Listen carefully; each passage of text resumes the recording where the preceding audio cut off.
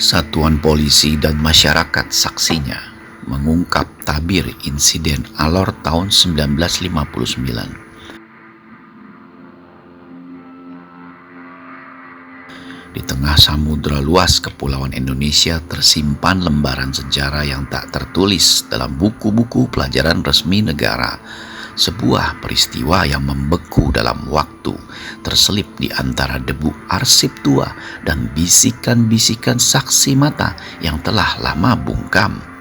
Pada Juli 1959 di sebuah sudut terpencil di Pulau Alor, Nusa Tenggara Timur, sebuah realitas yang tak terbayangkan telah menyingkap tirai dunia lain, memaksa kita untuk mempertanyakan kembali apa yang kita ketahui tentang langit malam dan penghuni alam semesta. Malam itu Pulau Alor tidak seperti malam-malam lainnya. Keheningan pantai dipecah oleh kemunculan sebuah artefak teknologi yang melampaui kemampuan rekayasa manusia pada masanya. Sebuah wahana berbentuk cakram yang kini kita kenal sebagai Unidentified Flying Object atau UFO turun dari kegelapan langit, memancarkan cahaya spektrum yang tidak lazim. Kejadian ini bukanlah isapan jempol belaka atau dongeng pengantar tidur. Ini adalah pertemuan yang terdokumentasi. Ingat, terdokumentasi meski samar dalam catatan sejarah ufologi Indonesia. Saksi mata utama dalam peristiwa ini bukanlah warga biasa yang mudah terpedaya oleh ilusi optik atau fiksi belaka. Mereka adalah aparat kepolisian yang sedang bertugas, orang-orang yang dilatih untuk memiliki ketajaman observasi, stabilitas emosional, dan kepatuhan terhadap fakta di lapangan. Ketika sosok-sosok yang bukan berasal dari bumi ini menampakkan diri, para petugas tersebut berada di garis depan, berhadapan langsung dengan yang tak dikenal. Laporan yang mengemukakan menceritakan kemunculan 6 sosok humanoid dengan ciri fisik yang kontras dengan anatomi manusia lokal. Bertubuh jangkung, diperkirakan mencapai 2 meter, dengan kulit kemerahan dan rambut putih keperakan yang jatuh menjuntai. Mereka tampil dalam balutan seragam biru mencolok yang tampak menyatu dengan struktur tubuh mereka. Tatapan mereka menurut para saksi memancarkan ketenangan yang dingin, seolah mereka tidak sedang berhadapan dengan makhluk inferior, melainkan sedang melakukan pengamatan rutin di sebuah planet asing. Situasi meningkat dari ketegangan menjadi kecemasan yang mendalam ketika seorang anak lokal bernama Panggung, menurut narasi yang berkembang, dilaporkan terbawa atau dibawa oleh entitas-entitas tersebut. Kehilangan seorang anak secara misterius untuk kemudian dikembalikan 24 jam kemudian dalam kondisi linglung dan trauma bukanlah sekedar anomali biasa. Ini adalah tindakan penculikan yang nyata, sebuah intervensi dari entitas yang memiliki kehendak dan tujuan yang hingga hari ini tetap menjadi teka-teki tak terpecahkan.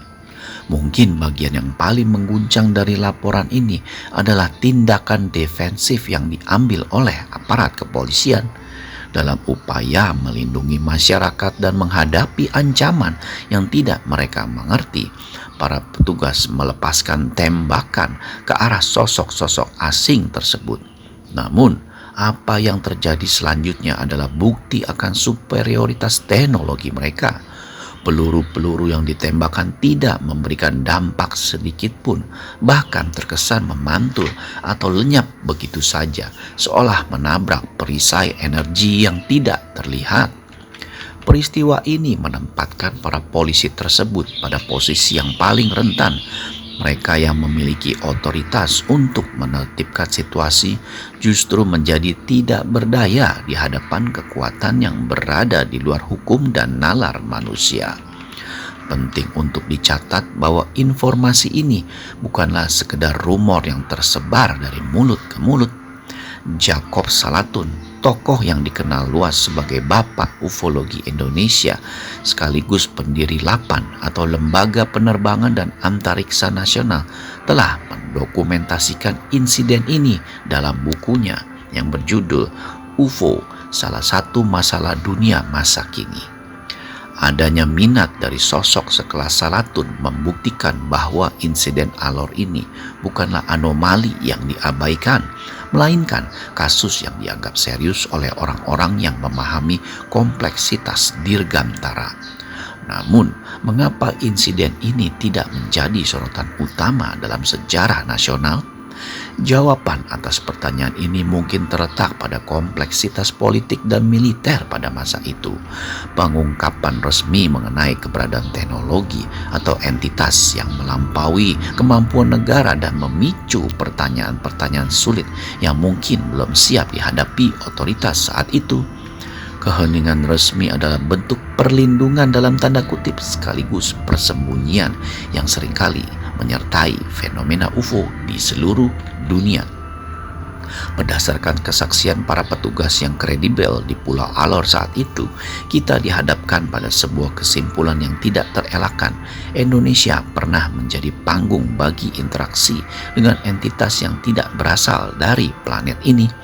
Keberadaan UFO di Indonesia, khususnya insiden Alor tahun 59, bukanlah sekedar mitos atau legenda yang lahir dari ketidaktahuan. Ia adalah fenomena yang disaksikan oleh para penegak hukum, orang-orang yang hidup di atas fakta dan realitas di lapangan. Misteri Alor 1959 adalah pengingat di balik cakrawala yang kita pandang setiap malam terdapat rahasia yang luas dan tidak terbatas.